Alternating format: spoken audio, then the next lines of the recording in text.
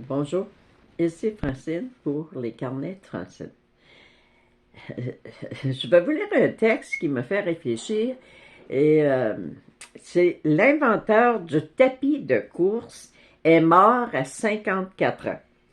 L'inventeur de la gymnastique est mort à l'âge de 57 ans. Le champion du monde de bodybuilding est mort à l'âge de 41 ans. Le meilleur footballeur du monde, Maradona, est mort à l'âge de 60 ans. James Fowler Fix a contribué à lancer la révolution du fitness en Amérique en popularisant la course à pied. Il est mort d'une crise cardiaque pendant son jogging à l'âge de 52 ans. Mais l'inventeur de la marque Nutella est décédé à l'âge de 88 ans. Le cigarettier Winston est mort à l'âge de 102 ans.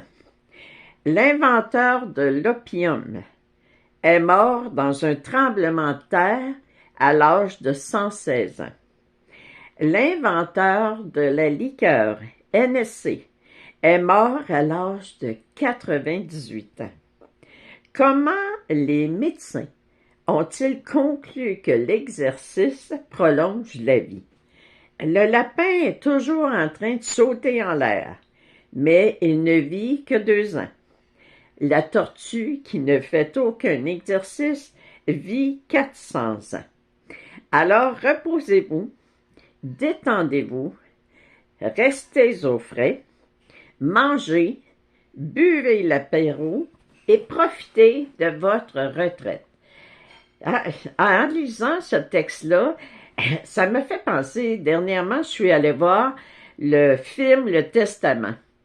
Et il y avait un des comédiens, il s'entraînait tous les jours, il faisait du vélo, puis je te dis, puis tous les jours, le film commence, puis combien tu as fait de kilomètres aujourd'hui? 23, 27, 8 fois le tour de l'île, puis, et bang! Il meurt d'une crise cardiaque.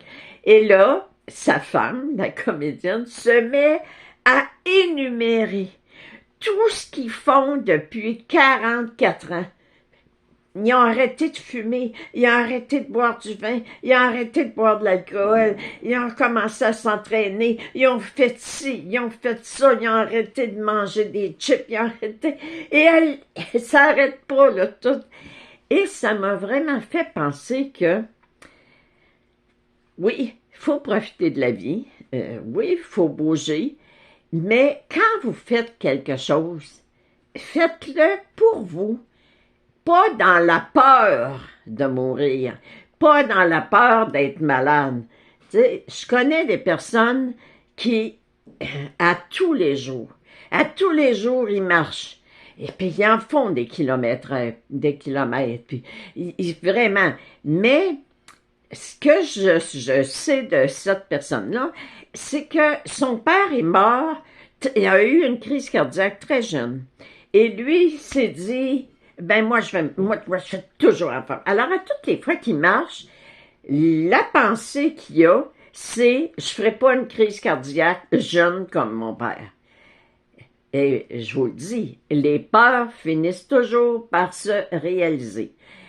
J'ai des personnes que j'ai connues prenaient des aspirines tous les jours. Ils mangeaient beaucoup de tomates parce qu'ils avaient lu que les tomates, c'était très bon. Mais à chaque fois qu'ils mangeaient des tomates, à chaque fois que cette personne-là mangeait des tomates, elle pensait tout le temps ce qu'on avait dit du bienfait des tomates. À chaque fois qu'elle prenait une aspirine, elle se disait « Ah, moi, je ferai pas d'AVC. Puis moi, je vais prévenir ça. Puis moi, je vais... puis il faudrait pas que je fasse un AVC. » Alors, allez au fond de votre pensée quand vous faites quelque chose. Si vous vous dites « Ah, il faut que j'aille marcher aujourd'hui. J'ai pas fait mes 10 000 pas. » Regardez, laissez faire.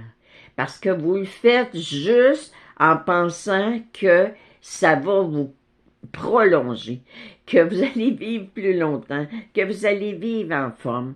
Faites donc ce que vous avez le goût de faire. Pas parce qu'on vous dit de le faire, parce que vous avez besoin. C'est sûr que ça fait du bien. Aller prendre une marche, respirer l'air, puis ça change les idées. Prendre le temps de faire du vélo stationnaire, prendre le temps de chanter, prendre le temps de rire, tout ça, c'est bon pour la santé. Mais aller au-delà de comment se fait-il que j'ai décidé de mettre ça dans mon programme? Est-ce que j'ai peur de mourir? Est-ce que j'ai peur? Est-ce que je me chicane? Est-ce que je me critique en disant que je prends pas assez soin de ma santé, j'en fais pas assez, je suis pas bonne pour moi? Est-ce que je suis toujours en train de me critiquer? La pire maladie, le pire cancer qu'on peut avoir, c'est d'avoir tout le temps cette culpabilité-là à l'intérieur de nous.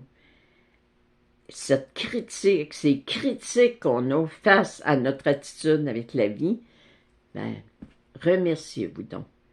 Remerciez-vous donc encore une fois pour chaque pas que vous faites au quotidien, pour avoir de la gratitude. Merci mon Dieu, je me suis réveillée ce matin. Merci mon Dieu, je peux vraiment avoir une belle journée, vivre encore une belle journée. Puis décider de faire avec vous ce qui me rend heureuse. Alors soyez dans la joie, puis pensez-y. Est-ce que le mode de vie que j'ai choisi, est-ce qu'il me rend heureuse? Ou si, tout simplement, il alimente les peurs que j'ai en moi. Merci, bonne journée, à la prochaine.